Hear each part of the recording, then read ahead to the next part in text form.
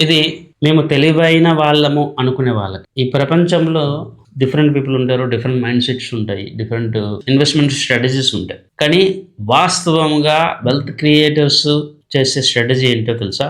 Next ఏది ఎక్కువగా return ఇస్తుంది? ఏ ప్రొడక్ట్ ఎక్కువగా గ్రోత్ అవ్వబోతుంది? దాన్ని ప్రెడిక్ట్ చేసి, దాన్ని యాక్సెప్ట్ చేసి ఆ ప్రొడక్ట్‌లో ఇన్వెస్ట్‌మెంట్ చేస్తారు.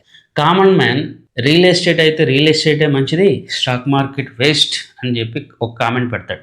ఇంకొంతమంది స్టాక్ మార్కెటే మంచిది, రియల్ ఎస్టేట్ వేస్ట్ అని చెప్పి ఇంకొక అభిప్రాయాన్ని తెలియజేస్తాడు. కానీ వెల్త్ క్రియేటర్స్, బిల్డర్స్ ఏ ప్రొడక్ట్ నెక్స్ట్ 2-3 ఇయర్స్‌లో రిటర్న్స్ ఇస్తుందో దాన్ని మాత్రమే చూజ్ చేస్తాడు. ఇక్కడ ఒక క్లాసిక్ ఎగ్జాంపుల్ నేను చెప్తాను. 2020 కోవిడ్ ఇష్యూస్ వచ్చిన తర్వాత కొంతమంది బిల్డర్స్ నేను గమనించాను. వాళ్ళు వెంటనే స్టాక్స్‌లో ఇన్వెస్ట్‌మెంట్ చేశారు. కొంతమంది అయితే టాటా మోటార్స్‌లో కొన్ని కోట్ల రూపాయలు ఇన్వెస్ట్‌మెంట్ చేశారు. టాటా మోటార్స్ ₹70 ఉన్నప్పుడు కొన్ని కోట్ల రూపాయలు ఇన్వెస్ట్‌మెంట్ చేశారు. వాళ్ళందరికీ నెక్స్ట్ 3 ఇయర్స్‌లో 10 టైమ్స్ వరకు రిటర్న్స్ వచ్చాయి. వెరాజ్ ఇదే టైంలో చాలామంది తెలివైన మేధావి వర్గమైన మన వాళ్ళు ఆ డబ్బులు తీసుకెళ్ళి ఫ్రీలాన్స్ ఫ్లాట్స్‌లో ఇంకొక దాంట్లో ఇన్వెస్ట్‌మెంట్ చేశారు. అక్కడ వాళ్ళకి రిటర్న్స్ వచ్చాయి.